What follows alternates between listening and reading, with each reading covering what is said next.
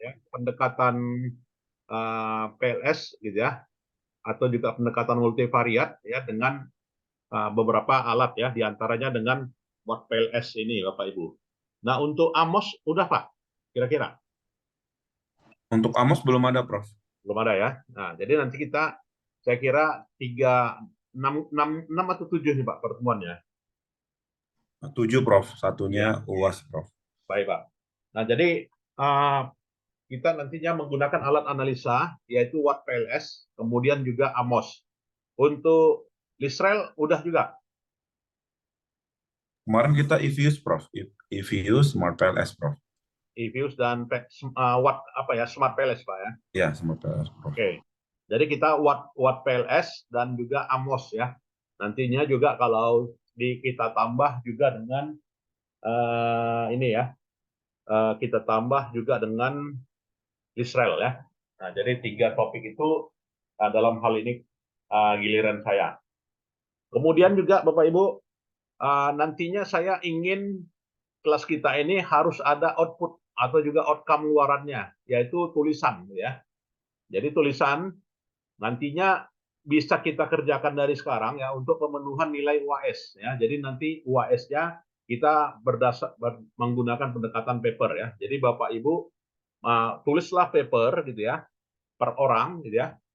Setiap orang nantinya kita publish ya. Kita publish mau yang di jurnal apa ya, jurnal Google Scholar atau juga Scopus ya, boleh aja nanti saya koordinasikan gitu ya. Nah, jadi di sini ada 9 orang ya semuanya Pak ya. 14 orang, Prof. Kalau yang masuk. Ada 14 orang ya. Jadi nanti Iya, kita Prof. melahirkan 14 paper gitu ya. 14 paper yang bisa nantinya jurnal mana yang bisa terbit secepatnya gitu kan. Jadinya melibatkan jadi nama dosen dan juga dosennya ya, dosen yang mengampu pada saat ini. Nah, itu ya. Jadi Bapak Ibu misalnya Pak Adi Hasan ya, kemudian juga dengan saya gitu Saya, ya. Bro. Ya, ketika kalau dosen sebelumnya ya udah mereka lah caranya bagaimana menghasilkan UAS ya. Nah, kalau dengan saya ya modelnya seperti itu ya, Bapak. Jadi kita nanti apakah boleh menggunakan Smart PLS ya, boleh menggunakan Watt PLS, bisa menggunakan AMOS, bisa menggunakan Lisrel atau juga bisa menggunakan alat lainnya ya. Nah, jadi boleh Bapak Ibu pilih yang lainnya juga boleh gitu ya. Jadi silakan kerjakan tulisan paper ya mulai dari sekarang. Tulisannya bebas ya. Bapak Ibu tulisannya terkait dengan manajemen keuangan ya, terkait dengan SDM ya dan apapun itu gitu ya. Nah, nanti kalau sudah jadi tulisannya yang berbahasa Inggris kirim ke saya. Nanti saya rekomendasikan jurnalnya ya supaya ada outcome perkuliahan ini ya. Itu. Nanti formatnya boleh nanti saya kirimkan ya pada Bapak Ibu sekalian. Ya, baik. Nah, jadi kita coba dalam hal ini menggunakan analisa PLS SEM ya dengan Watt PLS. Nah, jadi SEM PLS, Smart PLS ini gitu ya, ini juga bagian dari PLS ya, partial least square. Artinya apa gitu kan? Nah, artinya dengan pendekatan partial least square di sini gitu ya, itu kita menguji gitu ya, menguji variabel yang dalam hal ini tidak bisa gitu ya diobservasi secara langsung. Jadi ada yang namanya unobserved variable gitu ya. Jadi dengan menggunakan unobserved variable tersebut gitu ya, nah dengan pendekatan partial least square, nah ini bisa diidentifikasi secara parsial ya. Jadi maka namanya dikatakan partial least square ya. Dan juga gitu kan persamaan-persamaan yang dalam hal ini selama ini yang tidak bisa dikerjakan dengan pendekatan linier, gitu ya, maka unlinearnya yaitu dengan pendekatan yang namanya PLS. Nah, PLS sendiri ya yang sudah kita bahas ya dengan Pak Dr. Amlis ya, itu ada 5 tahapan gitu ya. Jadi mulai dari spesifikasi model gitu ya, kemudian juga metodologi model ya, kemudian menghasilkan inner model, outer model gitu kan, itu semuanya udah dibahas gitu ya. Nah, itu tahapannya ya, di mana tahapannya itu ada 5 ya, mulai dari analisa ya kan, evaluasi sampai pada pengujian gitu ya. Nah, di dalam Watt PLS di sini juga apa ya, bisa gitu ya. Jadi ini ya, kalau yang dikatakan dengan PLS di sini adalah metode alternatif gitu ya, untuk model persamaan struktural ya, untuk menguji secara simultan hubungan antara konstruk laten. Jadi ini kelebihannya PLS ya Bapak Ibu ya. Jadi bisa menguji variabel laten, gitu ya. Artinya variabel yang dibentuk oleh beberapa konstruk-konstruk gitu ya, dan dihubungkan baik itu linear maupun juga non linear ya. Yang dalam hal ini bentuknya reflektif atau juga bentuknya formatif ya. Nah, kira-kira Bapak Ibu kalau dia bentuknya reflektif itu bentuk yang bagaimana? Siapa bisa memberikan contoh? Ada yang bisa memberikan contoh yang namanya apa ya? Konstruk laten yang berbentuk reflektif. Izin Prof. Ya, silakan. Eh, eh, yang reflektif itu artinya yang menjelaskan konstruk tersebut. Misalnya kalau loyalitas itu dijelaskan oleh bagaimana perilakunya memberi kembali, bagaimana dia merekomendasi kepada orang lain, kira-kira seperti itu, Prof. Ya, jadi yang namanya konstruk reflektif itu adalah dari konstruk laten ya. Konstruk laten itu menghasilkan 3 indikator atau 4 indikator yang seperti loyalitas pelanggan tadi ya, yang seperti dijelaskan ya. Atau misalnya konstruk variabel stres kerja gitu ya. Nah, stres kerja ini apa saja indikatornya? Nah, jadi indikatornya melahirkan tanda panah ya kan, tanda panah 3, yaitu misalnya stres kerja itu karena sakit perut ya kan. Stres kerja itu karena pusing ya kan. Stres kerja itu karena lesu. Nah, jadi 3 indikator itu merupakan reflektif indikator ya dari unobserved atau juga konstruk laten dari variabel stres kerja ya kan. Atau juga dalam bentuk formatif gitu ya. Nah, dalam bentuk formatif ini kira-kira siapa yang bisa menggambarkan, Bapak Ibu? Nah, beda dari reflektif gitu ya. Artinya bentuk formatif itu beda dari reflektif, yaitu apa ya? Tanda panahnya bukan dialirkan dari laten gitu ya, tetapi variabel konstruk laten itu dibentuk ya, dibentuk oleh indikator gitu ya. Jadi indikator stres kerja tadi dibentuk oleh ya sakit perut, ya kan, oleh pusing, oleh lesu. Berapa persen gitu ya yang dikontribusikan oleh pusing? Berapa persen yang dikontribusikan oleh lesu? Ya kan? Berapa persen yang dihasilkan oleh sakit perut? Nah, itu merupakan yang namanya formatif indikator ya, Bapak Ibu. Nah, jadi analisa multivariat generasi kedua ya, ini merupakan pengembangan ya, yang namanya dulu ada namanya PCPA ya, atau disebut dengan Principal Component Analysis gitu ya. Jadi kalau dulu nggak bisa menghubungkan antar konstruk ya, tetapi hanya bisa menjelaskan konstruk ya. Itulah yang namanya PCA ya, Bapak Ibu, Principal Component Analysis, atau juga pendekatan OLS regresi gitu ya, di mana variabel yang dibentuk ya atau juga konstruk laten itu tidak terbentuk secara murni gitu ya. Artinya konstruk OLS regresi laten itu hanya tergambar dari variabel gitu ya. Atau juga pendekatan canonical correlation ya. Jadi hanya sekedar melihat hubungan gitu ya, menganalisa hubungan antara konstruk gitu ya, antara indikator ya. Nah, tapi sekarang ya dalam hal ini ya sudah bisa ya menghubungkan secara simultan ya, atau juga secara struktural ya antara variabel laten. Itulah yang namanya pendekatan PLS Bapak Ibu ya. Nah, kenapa menggunakan PLS? Nah, ini juga sudah dibahas ya, mungkin sebelumnya dengan apa ya, dengan dosen sebelumnya ya. Penyebabnya ya karena itu tadi tidak selamanya kita melihat sesuatu itu linear ya. Ada sesuatu yang selama ini bisa tidak kita pandang secara linear ya. Ya, tentu saja alatnya harus ada yang lebih tepat. Nah, maka alatnya itulah yang namanya PLS ya, Bapak Ibu. Jadi tujuannya adalah mengkonfirmasi ya, dan juga tujuannya adalah untuk mengeksplorasi. Nah, itu tujuan dari PLS ini. Nah, jadi mengeksplorasi dan juga mengkonfirmasi gitu ya. Kalau ingin Untuk eksplorasi tekniknya itu bisa berupa cluster, gitu ya, bisa berupa explanatory factor analysis, ya, atau juga multidimensional scaling, ya, atau juga menggunakan analisa varian, ya, atau juga analisa kovarian, ya, baik itu generasi pertama maupun juga generasi kedua. Nah, ini kalau dia kelebihan PLS, ya Bapak Ibu. Jadi kelebihannya itu bisa menguji kompleks, ya, variabel yang kompleks dan juga secara simultan, ya, dan juga mampu menganalisa variabel yang tidak dapat diukur secara langsung, ya, dengan memperhitungkan kesalahannya. Nah, kenapa menggunakan PLSN, ya? Itu tadi, ya, karena adanya variabel yang laten.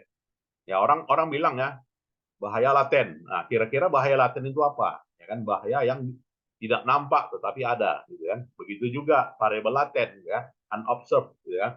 Jadi unobserved kepuasan pelanggan itu ada pembentuknya, gitu kan. Indikator konstruknya inovasi ada pembentuknya, atau juga karakteristik manajer ada pembentuknya, ya. Nah, untuk yang variabel yang terukur, ya jelas, gitu ya. Bukan laten, ya, seperti laba, gitu kan, besarnya ROA, ROE, NPM, gitu ya, atau juga yang terukur itu seperti jumlah penjualan, pertumbuhan penjualan, gitu ya, atau juga suku bunga, gitu kan, atau juga inflasi, atau juga PDB, ya, dan sebagainya. Nah, mengapa menggunakan SEM ini, ya? Ya, karena dalam hal ini itu tadi, ya, varian dan juga kovarian, ya. Jadi kita bisa menggunakan aplikasi yang basis kovarian seperti Listrel, Amos, ya. Nah, ini nanti kita Amos, ya, kita coba, dan juga Listrel. Sedangkan untuk varian kita menggunakan yang namanya Watt PLS, ya. Ini Smart PLS sudah, ya. Ini kita Watt PLS untuk pendekatan variannya dan juga pendekatan kovariannya nanti kita belajar, ya, atau juga menguji menggunakan Amos dan juga Israel, ya, Bapak Ibu. Nah, ini kenapa menggunakan PLSN, gitu ya. Nah, ini, ya, bertujuan, ya, yang pendekatannya adalah kovarian basis, ya, itu bertujuan menguji teori, gitu ya, atau mengkonfirmasi teori. Nah, udah jelas, ya Bapak Ibu, ya, dalam pendekatan PLS itu adalah pendekatan kuantitatif. Jadi nggak ada istilah lagi pendekatan kualitatif, ya, dalam pendekatan PLS ini, gitu ya. Kemudian lebih cenderung menggunakan konstruk. Nah, jadi adanya konstruk, gitu ya. Kemudian adanya error term, gitu ya. Artinya setiap kita gambaran atau juga mengestimasi, gitu ya, model, gitu ya, itu selalu ada error term, gitu ya. Tidak murni 100% itu bisa kita prediksi, gitu ya. Ada kalanya yang tidak bisa digambarkan. Itulah yang namanya error term. Nah, jadi error term itu memerlukan spesifikasi tambahan, ya. Jadi harus ada kovarian. Dan error term itu, ya, tidak bisa dihilangkan. Nah, udah pasti, ya, kalau kita menggunakan 3 variabel pasti ada di luar 3 variabel itu yang bisa lebih menggambarkan. Misalnya tadi, gitu ya, penjualan. Kira-kira penjualan itu ditentukan oleh apa? Ya, penjualan itu ditentukan oleh iklan, ya, atau ditentukan oleh harga, gitu kan, atau ditentukan oleh place, tempat, gitu kan, menurut teorinya. Ternyata tidak, gitu kan. Ada lagi yang lain. Apa itu? Selera, gitu kan. Gimana mau menggambarkan selera? Sulit, kan, gitu kan. Nah, dalam teori ilmu ekonomi juga selera itu cateris paribus, gitu kan. Ya, artinya pengecualian, ya, pengecualian dari setiap asumsi, itulah namanya cateris paribus. Dan cateris paribus itu itulah yang bisa dikuantifikasi jumlahnya, ya, di dalam bentuk error term, ya, Bapak Ibu. Dan hubungan konstruk bisa bersifat rekursif dan juga non rekursif, artinya yang bukan timbal balik atau yang timbal balik, gitu ya. Jadi kalau yang bukan timbal balik, gitu ya, sifatnya rekursif, ya. Yang tidak timbal balik disebut dengan non rekursif, gitu ya. Kemudian juga perlunya asumsi klasik, ya. Jadi dalam analisa SEM, ya Bapak Ibu, itu umumnya adalah harus normalitas lolos, ya. Harus lewat namanya homoskedasitas, ya, harus lewat yang namanya multikolinialitas, gitu ya. Nah, ini asumsi-asumsi terutama berbasis kovarian, ya. Kemudian adanya syarat minimal sampel, ya. Jadi dengan menggunakan kovarian itu, ya, minimal sampelnya haruslah 200 ya. Nah ini kalau kita gunakan AMOS, ya kan berapa sampel yang supaya modelnya itu bagus? 200 ya Bapak Ibu. Ya karena itu tadi terdapat syarat minimal ya, karena AMOS itu adalah pendekatannya DBSEM ya. Kemudian memerlukan persyaratan jumlah indikator pada konstruk ya. Jadi minimal 1 ya. Kalau tidak ada indikator nggak bisa gitu ya. Ya harus ada persyaratan jumlah indikator. Itu pendekatan CBSEM ya. Kemudian nah kalau PLS itu tidak gitu ya. Jadi kalau yang namanya Smart PLS ya atau Word PLS itu dia bisa ya asumsi klasiknya nggak ada pun nggak apa-apa gitu kan. Atau juga indikatornya satu pun juga nggak masalah gitu kan. Atau juga jumlah sampelnya 20 tetap jalan ya kan. Itu pendekatan CBSEM. Tapi kalau pendekatannya PLS-SEM Bapak Ibu gitu ya. Ya pendekatannya PLS-SEM itu ya apa gitu ya. Tidak membutuhkan asumsi ya yang harus dipenuhi gitu ya. Dan juga indikatornya harus banyak. Nah, ini juga saya kira sudah dipelajari ya di pertemuan sebelumnya. Karakteristik data PLSM ya. Data tidak lengkap ya, missing value ya. Tapi tidak masalah dan dapat bekerja dengan missing value maksimum 15% ya dari total observasi ya. Dan juga dapat mengestimasi data yang lebih kecil ya, 35 sampai 50. Malah saya kadang menggunakan 25 juga bisa, 20 juga bisa gitu kan. Itulah kelebihannya menggunakan apa ini ya, PLSM. Ya, bisa mengukur skalanya metrik ya kan, skalanya ordinal, skalanya binary ya kan, atau juga skala metrik ini skalanya rasio gitu kan. Boleh ya dalam PLSM. Jadi kalau Bapak Ibu misalkan ingin menguji pengaruh suku bunga ya kan, pengaruh non performing loan gitu kan, atau juga mengukur apa ya jumlah dana pihak ketiga dalam suatu bank terhadap prediksi labanya ya dengan menggunakan SEM, boleh nggak?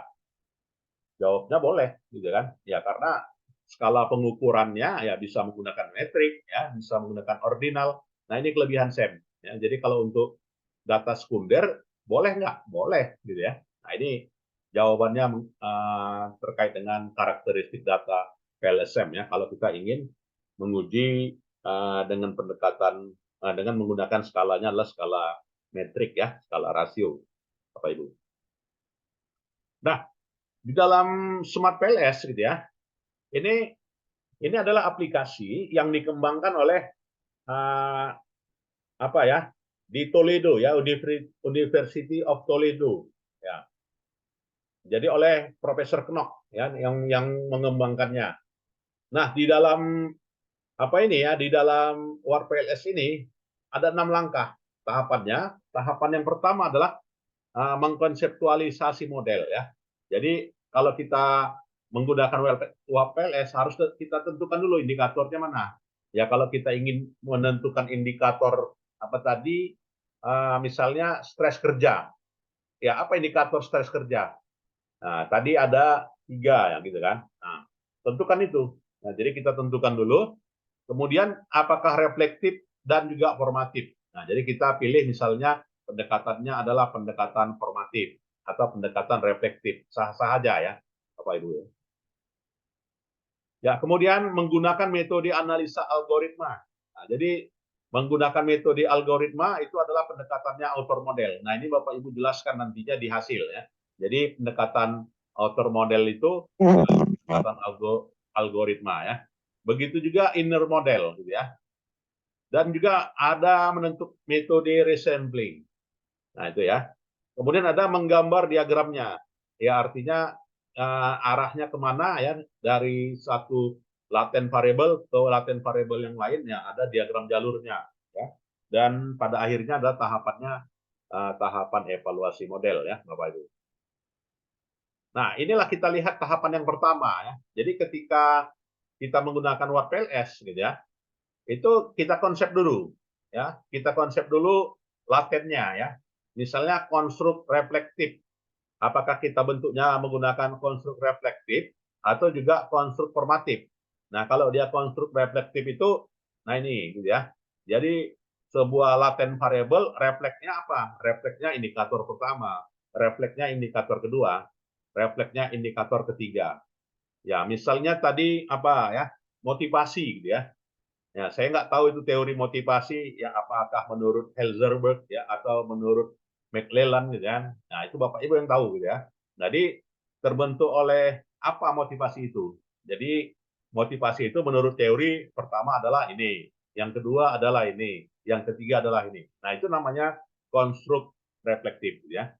Jadi bagaimana perubahan dalam konstruk yang menyebabkan perubahan dalam indikatornya. Nah, itu ya. Sedangkan konstruk formatif ya perubahan dalam satu indikator menyebabkan perubahan dalam konstruk ya. Jadi konstruk formatif itu terbentuk ya laten itu terbentuk karena dari 3 indikator atau lebih. Nah, ini jadi tanda panahnya membentuk ke laten ya, ke konstruknya Bapak Ibu. Nah, ini aturannya ya. Aturannya dalam reflektif atau juga formatif ini. Nah, kriterianya adalah indikator yang merupakan konsekuensi atau penyebab ya. Itu kriterianya. Keputusannya jika konsekuensi reflektif, jika penyebab formatif. Nah, itu ya. Konstruk merupakan sifat ya atau kombinasi dari indikator ya. Jadi jika sifat reflektif, jika kombinasi formatif ya. Kemudian jika penilaian konstruk berubah, maka semua indikator juga ikut berubah. Sudah pasti ya. Jika reflektif ya jika ya maka itu adalah reflektif ya. Jika tidak itu adalah formatif. Nah, itu. Indikator dapat dipertukarkan secara sama ya gitu ya. Jika ya maka itu adalah reflektif modelnya. Jika tidak adalah formatif. Nah, jadi dengan kata lain kita sah-sah aja ya Bapak Ibu mau pendekatannya reflektif atau formatif. Tapi sih kebanyakan teori-teori itu adalah reflektif ya. Jarang-jarang yang formatif. Nah, itu. Jadi kalau biasanya kalau pendekatannya formatif itu ya memang riset-riset itu sebelumnya adalah dihasilkan dari riset kualitatif gitu ya. Jadi ada kajian kualitatif maka membentuk formatif itu nah itu hasil dari pendekatan riset kualitatif. Itu apa ya? Sedangkan pendekatan reflektif itu memang ya dari teori turun ke indikator ya. Sudah jelas riset-riset kuantitatif ya Bapak Ibu. Nah, inilah reflektif dan apa ya formatif. Nah, jadi bagaimana kepuasan kita menginap di hotel gitu ya. Misalnya menginap di Aston ya. Jadi kalau menginap di Aston itu reflektifnya apa? Ya reflektifnya perlengkapannya ya kan, kemudian karyawannya ramah gitu kan. Atau juga kamarnya bersih gitu kan, atau juga tarifnya murah gitu kan. Nah, jadi ada 4 reflektif indikator. Sedangkan formatifnya apa? Ya, formatifnya adalah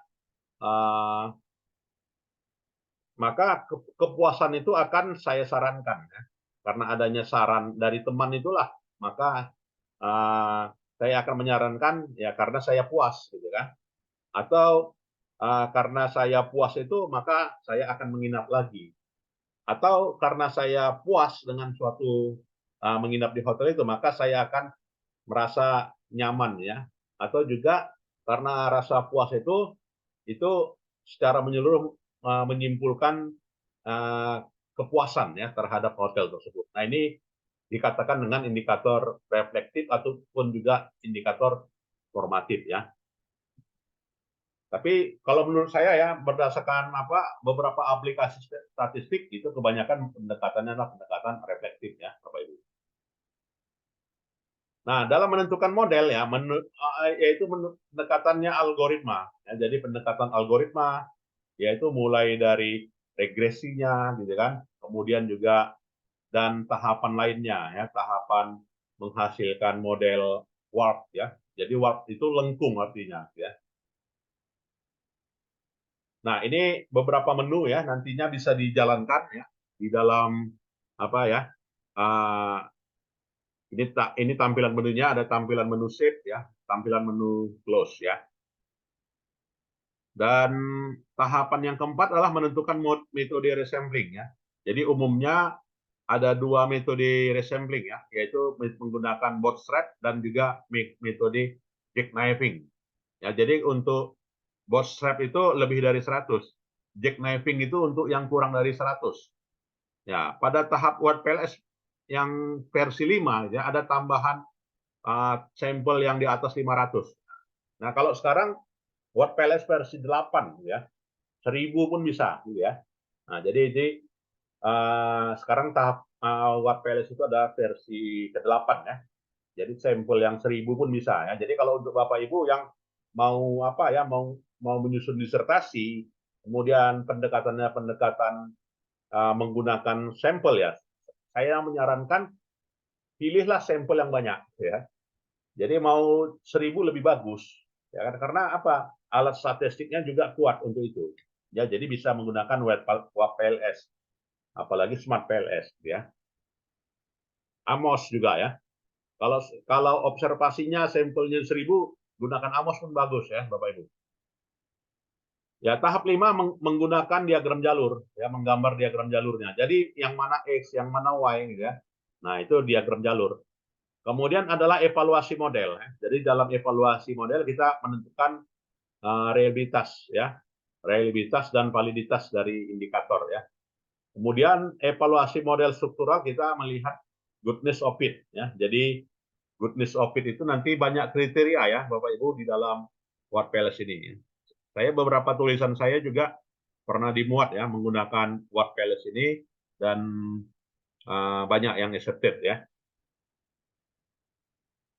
Nah, untuk menggunakan algoritma author model gitu ya, itu kita menghasilkan estimasi kedua komposit ya dalam faktor 2 tahap ya, yang secara implicit menghitung kesalahan pengukuran sesuai dengan asumsi common factor. Ya, kemudian mengestimasi komposit melalui regresi PLS. Kemudian faktor base type berikutnya adalah mengestimasi komposit melalui robust path analysis dan mengestimasi faktor dengan variating sharing. Kemudian PLS regression merupakan default author model algorithm dan melakukan iterasi ya dengan 2 kondisi. Kemudian PLS mode M ya, di mana indikator terbentuk melalui reflektif dan juga formatif, Bapak Ibu. Nah, untuk author model gitu ya. Di sini PLS mode A yaitu mode reflektif. Ya, PLS mode A basic adalah variasi model A, inner model mempengaruhi author. Kemudian model formatif ya. Untuk PLS mode ini adalah model inner berpengaruh terhadap author model dan robust path analysis ya dengan algoritma sederhana. Nah, untuk algoritma inner model ya, model linear tidak dapat menghasilkan hubungan non-linear ya. Nah, langkah-langkah menjalankan WordPLS itu pertama cukup mudah ya Bapak Ibu, apalagi mau lihatnya di YouTube ya. Di kanal YouTube saya juga di Prodi ada juga ya. Nantinya juga ini kita apakan ya. Nanti saya share ya video-video pembelajaran dari WordPLS ini untuk Bapak Ibu buka ya. Nah, jadi tahapannya kita buat file project ya, sama ya, create project. Setelah create project, kita open. Open itu kita buka data mentah ya dalam analisa SEM. Kemudian memproses awal ya, proses data analisis. Kemudian mendefinisikan model SEM dan menjalankan analisa SEM ya. Jadi 5 tahapan ini. Nah, ini rule of thumb-nya ya. Untuk loading factor 0,7 gitu ya. Jadi kalau udah 0,7 ke atas gitu ya, itu bagus gitu ya. Artinya indikator reliable-nya dianggap reliable ya, loading factor ya. Kemudian dari sisi konsistensi dan reliabilitas begitu juga. Standarnya adalah 0,7 ya, yang paling tinggi. Lebih dari 0,7 ya. Ya, kemudian juga menggunakan akar kuadrat AP ya dan korelasi.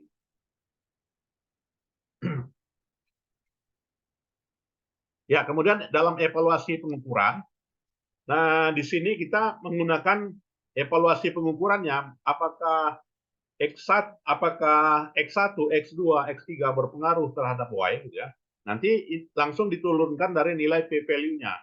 Nah, jadi nanti p-value-nya apabila dia tanda bintang, berarti di bawah 1% gitu ya.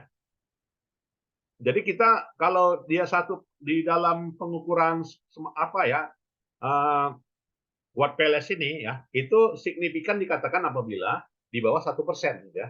Nah, jadi kalau misalnya 5%, kalau secara apa ya standar metodologi penelitian ilmu sosial juga dianggap signifikan gitu ya. Nah, jadi memang Watt PLS juga mengambil 1%.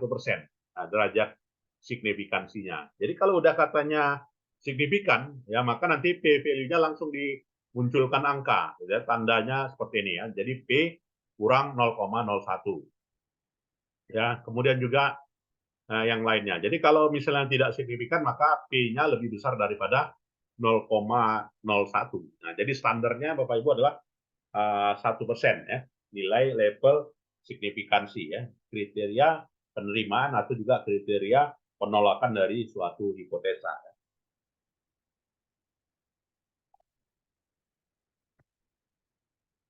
Nah, jadi nanti dibuatlah matrik ya, dari matriknya itu berapa yang signifikan, berapa yang tidak. Nah, jadi nanti tergambar otomatis dihasilkan dari outputnya ya, secara ini ya, outputnya langsung. Nah, ringkasan rule of thumb evaluasi model dan pengukuran ya, juga ditunjukkan dari ukuran itu tadi ya, P value-nya Bapak Ibu ya. Jadi P value-nya kurang dari 1% signifikan ya. Kurang dari 5% juga signifikan. Nah, jadi dua indikator ini. Mau 1%, mau 5%. Tapi di default-nya aplikasi adalah 1%. Nah, kalau mau kita rubah 5% bagaimana?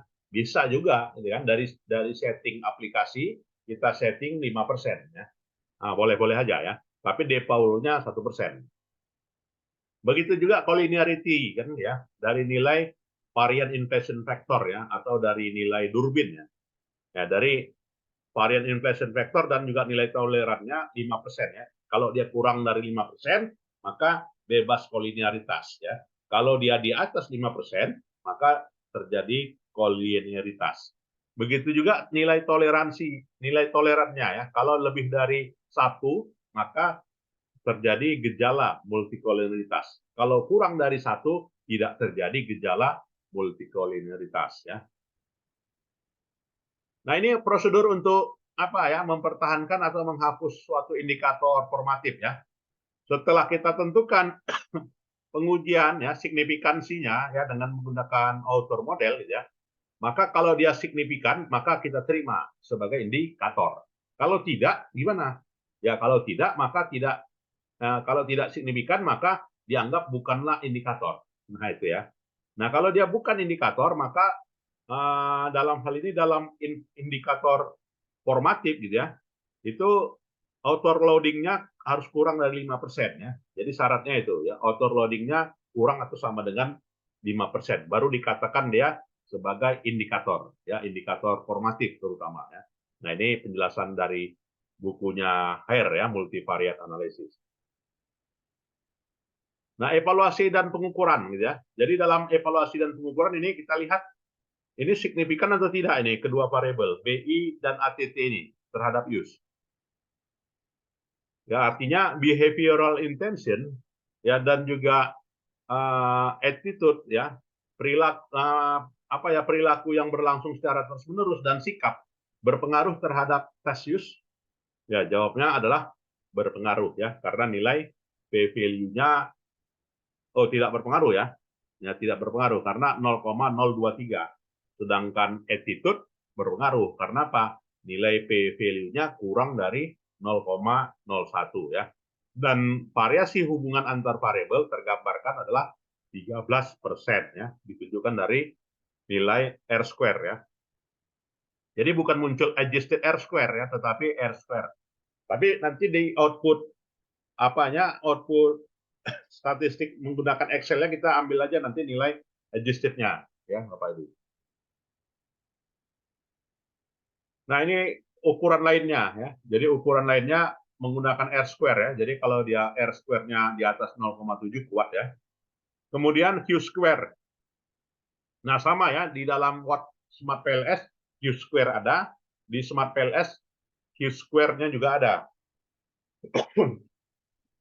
Begitu juga effect size ya. di apa Smart PLS ada, di Watt PLS juga ada ya. Nah, APC, ARS dan ARS. Nah, ini hanya ada di Smart PLS ya, di Watt PLS. Ya, APC, ARS. Jadi haruslah signifikan semua ya. APIP dan juga PAPIP. Nah, harus 3. Ini hanya ada di Watt PLS ya. Kemudian juga nilai Guinness Stenhouse. Nah, juga ada di Watt PLS. SPR juga ada di Watt PLS. RSTR cuma ada di Watt PLS ya. Nah, jadi ini merupakan yang namanya goodness of fit-nya menggunakan yang namanya Watt PLS, Bapak Ibu. Ya, selain itu juga ya kalau dalam riset-riset sekarang itu sering ya mahasiswa menggunakan pengaruh X X1, X2 terhadap Y melalui ya, atau juga pengaruh X1, X2 diperkuat oleh ya kan, diperkuat oleh variabel Z terhadap Y gitu kan. Nah, artinya pengujian mediasi dan juga pengujian pemodulasi lazim ya Bapak Ibu lakukan ya. Nah, di Watt PLS juga bisa ya. Jadi nanti untuk pemediasi ya prosedur analisa mediasi dengan metode ya FAF ya. Jadi itu ya menggunakan FAF ya kita mediasi harus ada pengujian langsung, pengujian tidak langsung, pengujian total pengaruh. Nah, itu ya. Jadi menguji pengaruh langsungnya dan memasukkan variabel mediasi ya yang tidak signifikan, tidak ada efek mediasi. Nah, jadi itu ya. Kita menggunakan pendekatan FAF ya. Nah, jadi Bapak Ibu nanti mau nyusun disertasinya ya, mau menguji mediasi, saya gunakan analisa Watt PLS, boleh nggak? Boleh aja, gitu kan? Nah, di sini ada indikatornya adalah FAF ya di dalam bukunya HER ya 2013. Bapak Ibu punya kan PDF-nya HER ini kan? Punya? Belum, Prof. Belum ya? Oke, nanti saya kirim. Nah, jadi nanti Bapak Ibu bisa apa ya uji mediasinya pakai aja Watt PLS. Dan Watt PLS ini gratis 3 bulan ya. Kalau Smart PLS kan student version ya. Student version artinya dibatasi oleh beberapa variabel. Tapi kalau Watt PLS kita menggunakan 10 variabel bisa. Ya kan? Tapi kalau menggunakan Smart PLS itu hanya 4 variabel. Nah, itu ya kelebihannya Watt PLS ini. Jadi bisa menggunakan 10 variabel. Full version 3 bulan. Kalaupun mau diperpanjang cuma bayar $180. Jadi kalau dia $180 sekitar 2,5 juta. Nah, itu ya versi 8-nya. Saya aja mau perpanjang ini.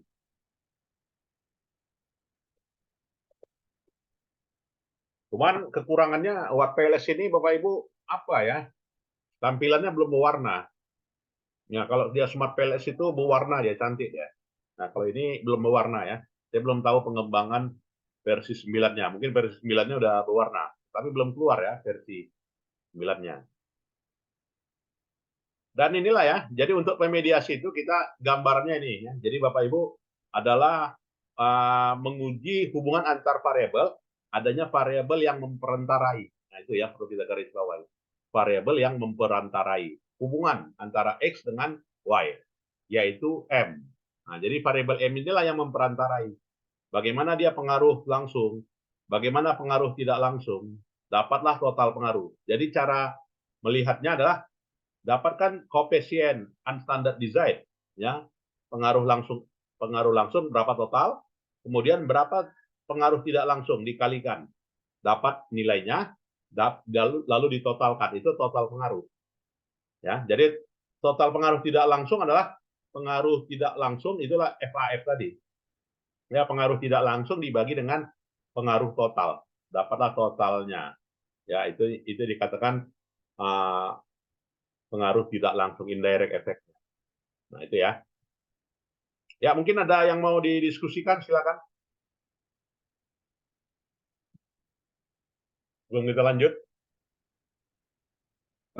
Jadi izin Prof, untuk Ya. Watt PLS ini installnya nanti kita beli yang version ini dulu ya. Apa kita download aja 3 bulan gitu ya, Prof? Izin, Iya Prof. Pak, nanti saya kasih linknya, ya kan? Saya kasih linknya nanti mungkin bisa dilihat ini ya. Boleh aja kita lihat langsung boleh. Bentar.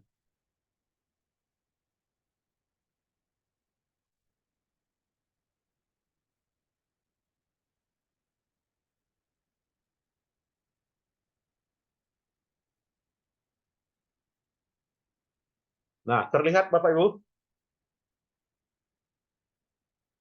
Terlihat ya?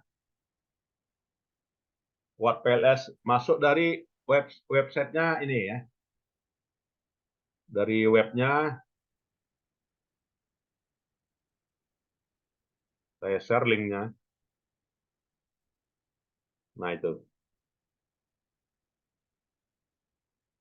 Dapat?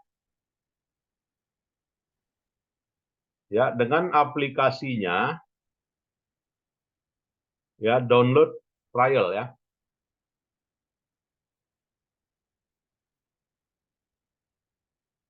Terlihat nggak gambarnya, Bapak Ibu, di depan, di layarnya? Lihat, Prof. Terlihat ya? Ya, itu. Nah, jadi nanti Bapak Ibu carilah versi trial versionnya aja ya. Mau beli boleh ya. Jadi kalau mau beli nanti Bapak Ibu kirim email ya, by license ya.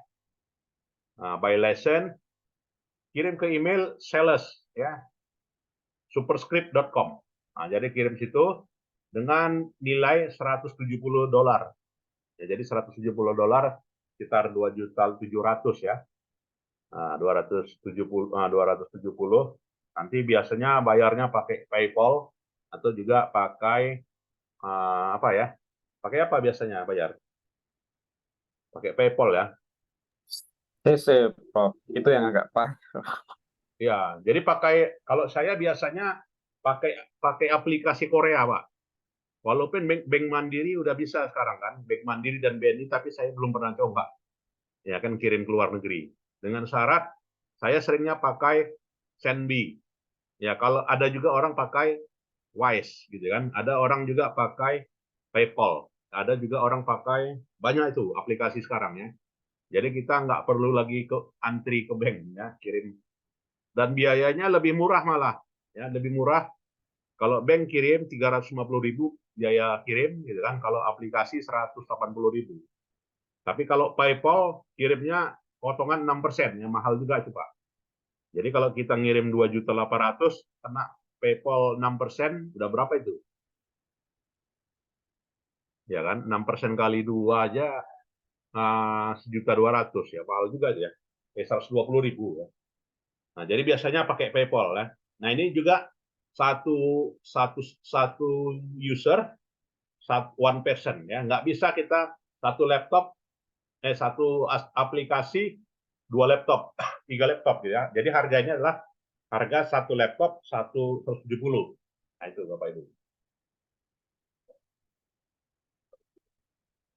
Tapi kalau Smart PLS berapa bayaran apanya? One year-nya, Bapak Ibu.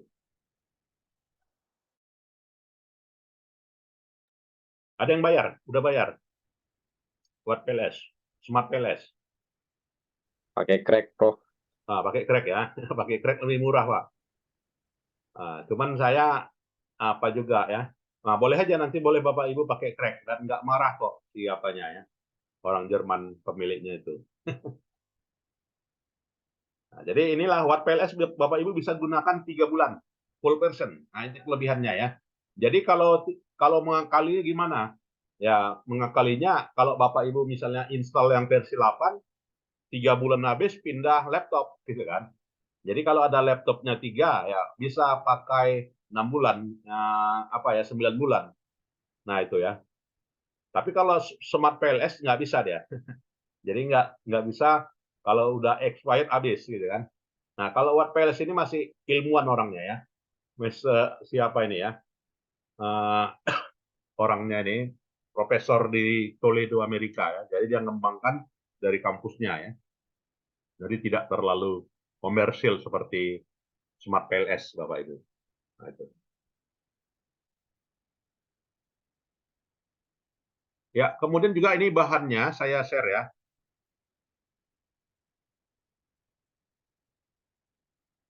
Bahannya saya share.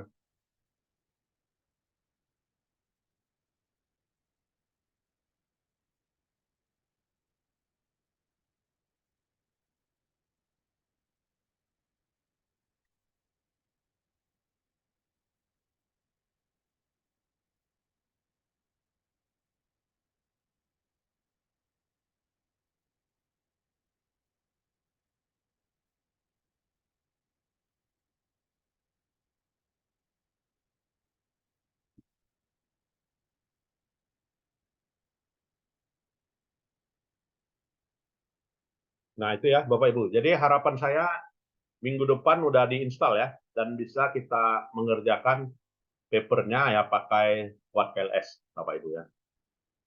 Jadi model-modelnya udah kita tunjukkan ya, dan nanti videonya juga nanti ada ya, yang udah pernah saya ajarkan ya dalam pertemuan perkuliahan di kelas lain, tentu saja di S3 akuntansi ya.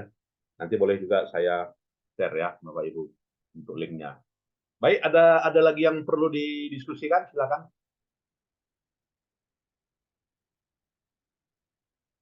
Ya, kalau tidak ada, saya kira itu saja ya Bapak Ibu. Dan Prof, satu nantinya, lagi Prof, izin Prof. ya, Ini kita penelitiannya Prof dibatasi tema atau semuanya bisa kuantitatif, kualitatif dan sesuai dengan passion atau gimana ya Prof? Izin Prof.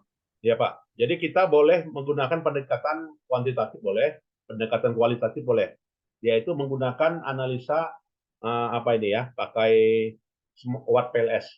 Nah, jadi boleh Bapak Ibu misalkan ada dulu pernah diolah dengan SPSS, misalkan ya. Nah, sekarang coba dengan Watt PLS. Jadi boleh kuantitatif, boleh kualitatif. Tapi alat analisanya dengan Watt PLS ya. Artinya pendekatan kuantitatif lah ya. Jadi kalau dia pendekatan kualitatif nanti nggak boleh ada hipotesa ya. Tidak boleh ada hipotesa itu pendekatan kualitatif. Jadi kita pendekatannya kuantitatif. Nah, nanti aplikasinya bisa di-download ya. Tadi udah saya share linknya.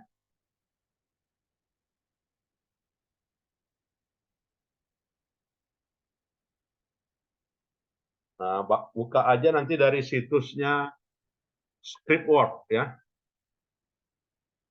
Dari ya Scriptworks, kemudian pilihlah download free trial. Nah, download free trial langsung di situ ada current stable version. Nah, ini saya tunjukkan.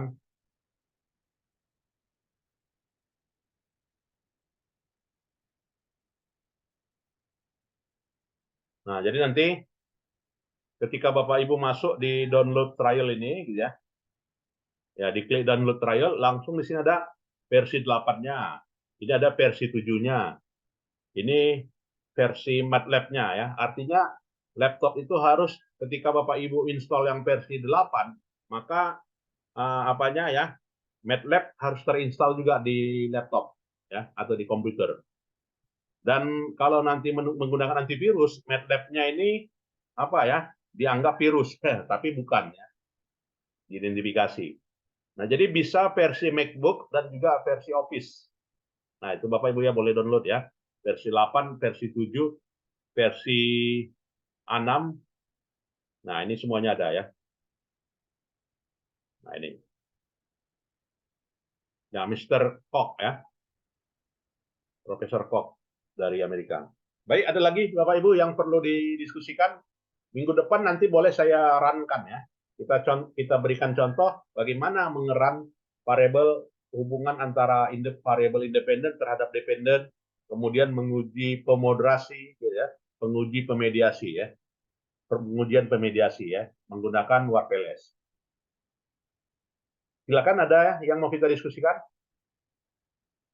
Ya, kalau tidak ada itu ya, perlu saya ulangi kembali. Pertama adalah Bapak Ibu siapkan paper ya, satu orang satu gitu ya, dengan mengolah menggunakan WordPLS.